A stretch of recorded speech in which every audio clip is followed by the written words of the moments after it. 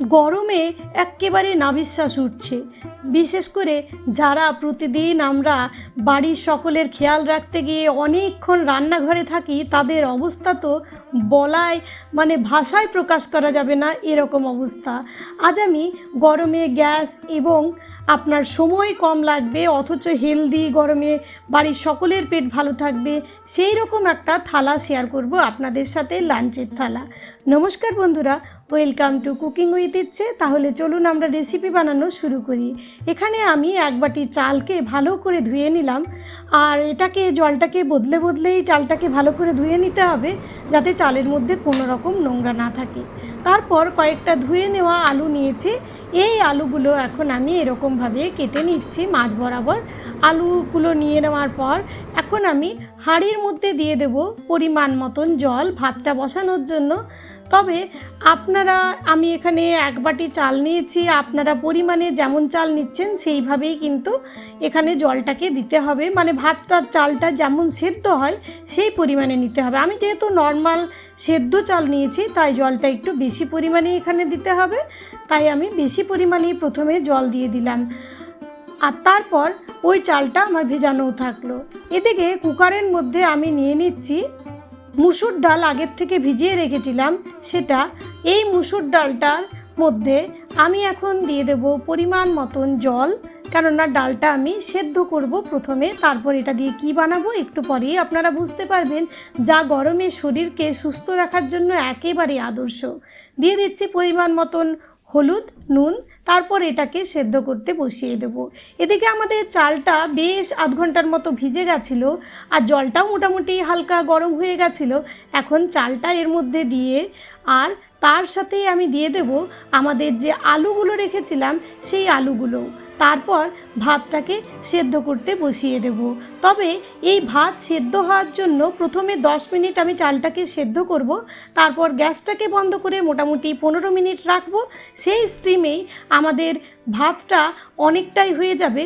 তারপর আমি আবার ফিরে গ্যাসটা কম আঁচে জ্বালাবো, যতক্ষণ না ভাতটা সেদ্ধ হয় ততক্ষণের জন্য।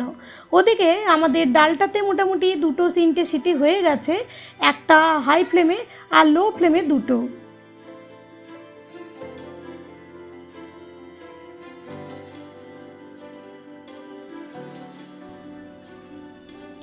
তারপর আমি ডালটাকে বন্ধ করে 15 মিনিট স্ট্যান্ডিং টাইমে রাখবো, যাতে করে আমাদের ওই ভাপের মধ্যে ভালো করে ডালটা সেদ্ধ হয়ে যায়।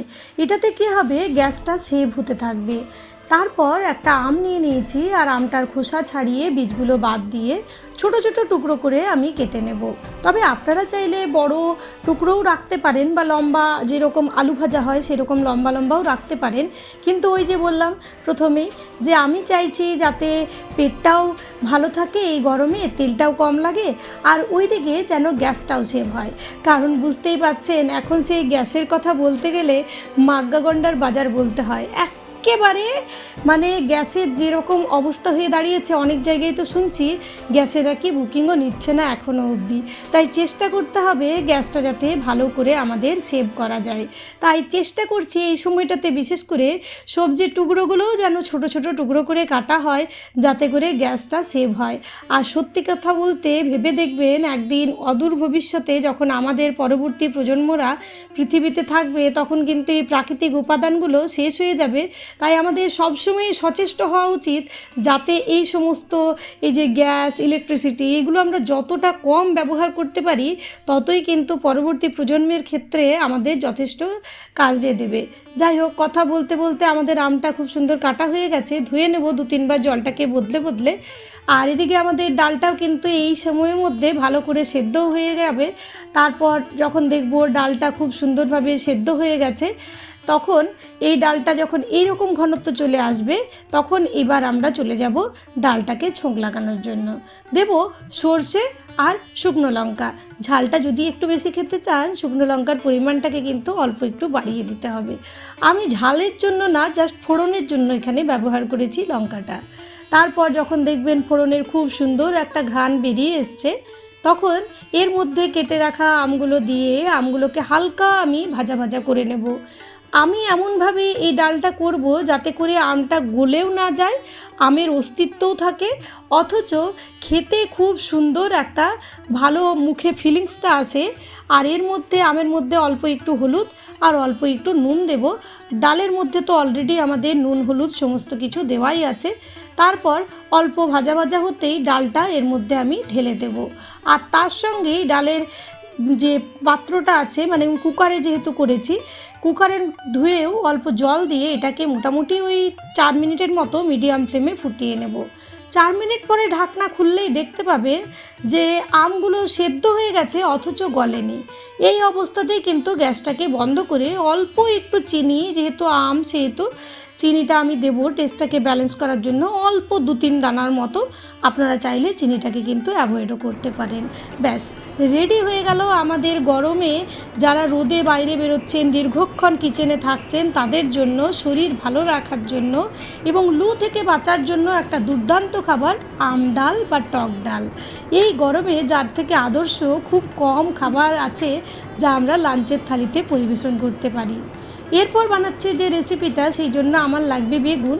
তো বেগুনটাকে আমি একেবারে ছোটো ছোটো টুকরো করে কেটে নেব, কেননা এই দিয়ে আমি যে রেসিপি বানাবো তা দিয়েই অনেকের আমার মতো যারা, তাদের এক থালা ভাত সুন্দরভাবে খাওয়া হয়ে যায়।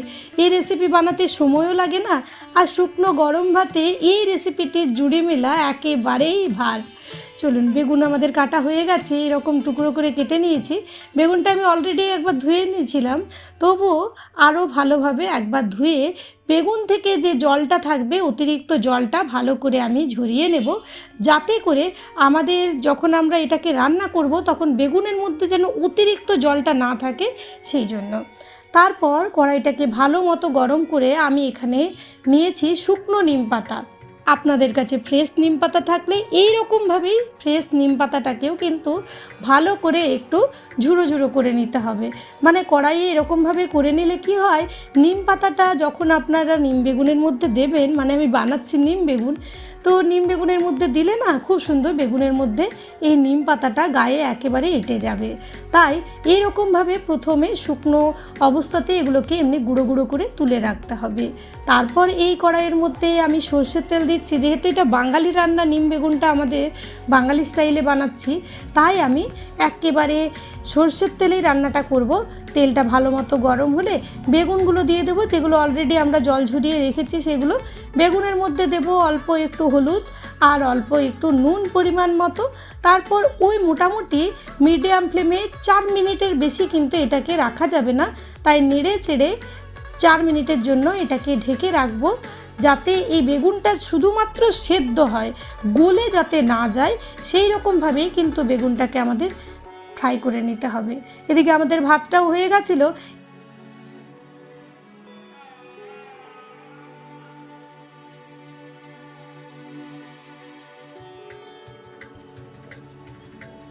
চলুন এইবার ভাতটাকে চেক করি, ততক্ষণে ভাতও আমাদের খুব সুন্দরভাবে সেদ্ধ হয়ে যাবে। ভাতের থেকে আলু আর ভাতের এটাকে ভালো করে চেক করে নিতে হবে যে চালটা সেদ্ধ হয়েছে কিনা। সেদ্ধ হলে আমরা আলুগুলোকে তুলে রাখবো। এদিকে ভাতের ফেনা গড়ানোর পর আমরা চলে এসেছি বেগুনটাকে চেক করার জন্য। আমাদের বেগুন কিন্তু খুব সুন্দরভাবে সেদ্ধ হয়ে গেছে। এখন এর মধ্যে অল্প একটু দেব সরষের তেল কড়াইয়ের মধ্যে। তারপর নিমটাকে দিয়ে ভালো করে আমরা নিমটাকে ভেজে নেব, যাতে নিমের মধ্যে খুব সুন্দর একটা গন্ধ চলে আসে। সেই অবস্থার জন্য কম আঁচ করে দেবেন। তারপর বেগুনটা ভালো করে মিশিয়ে আর ঢেলে নিলেই হয়ে যাবে নিম বেগুন আমাদের রেডি। ছোটোবেলায় নিম বেগুন খেতে চাইতাম না, কিন্তু এখন বড় হওয়ার পর নিম বেগুন একেবারে দুর্দান্ত প্রিয় একটা রেসিপি হয়ে দাঁড়িয়েছি আমার জীবনে। চলুন এইবার একটা পেঁয়াজ আর 2টো কাঁচা লঙ্কা ছোট ছোট টুকরো করে একেবারে কেটে নেব। তবে এই যে রেসিপিটা বানাচ্ছি সেটা কিন্তু আমাদের সকলের ভীষণ প্রিয়। ছোট থেকে সকলেই হয়তো নানাভাবে এই রেসিপিটা আমরা খেয়েছি। ছোট থেকে সব থেকে বেশি যদি কিছু খেয়েছি তো মনে হয় ভাতের সাথে এটাই খেয়েছি। সে গরম ভাত হোক, পান্তা ভাত হোক বা ডালের সাথে। মা যখন রান্না করতে পারতো না, কোনো কারণে বিজি থাকতো, তখন এই রেসিপি দিয়েই আমাদের এক থালা ভাত খাওয়া হয়েছে বেশিরভাগ মানুষের। চলুন এই আলুগুলোকে ছাড়িয়ে নিলাম। এখন এর মধ্যে দিয়ে দিচ্ছি অল্প একটু সর্ষের তেল আর নুন, আর তার সাথে কাঁচা লঙ্কা আর পেঁয়াজ কুচি দেব। তারপর আলুটাকে ভালো করে মেখে নেব। ছোটোবেলা থেকে এর সাথে আমাদের সকলেরই নানা রকম স্মৃতি জড়িত। ভীষণ প্রিয় একটা রেসিপি হচ্ছে আলু সেদ্ধ। তারপর আলু সেদ্ধটা মাখা হলে এর থেকে পরিবারের যতজন সদস্য, মারা যেভাবে প্রত্যেকজনের জন্য একটা করে আলু সেদ্ধ এরকম ডালা বানাতো, আমিও সেরকমভাবে ডালা বানিয়ে নিচ্ছি। ব্যাস, এক্কেবারে আজকের থালি রেডি হয়ে গেছে। চলে এসেছি একেবারে শেষ মুহূর্তের একেবারে টাচে।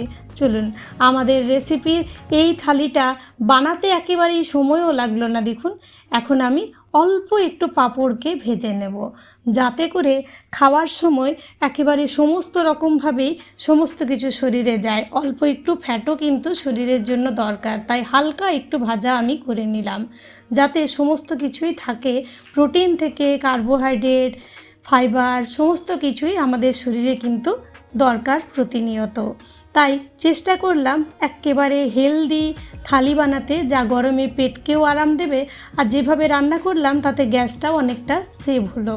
চলুন এবার ভাতটা বেড়ে দিচ্ছি ভাত, আর তারপরেই আমরা এখন সার্ভ করছি সেটা হচ্ছে দুটো বাটি নিয়ে নিলাম, আর বাটিগুলোকে অল্প একটু সরিয়ে প্রথমে দেব প্রথম পাতে খাওয়ার জন্য শুকনো গরম ভাতে নিম বেগুন।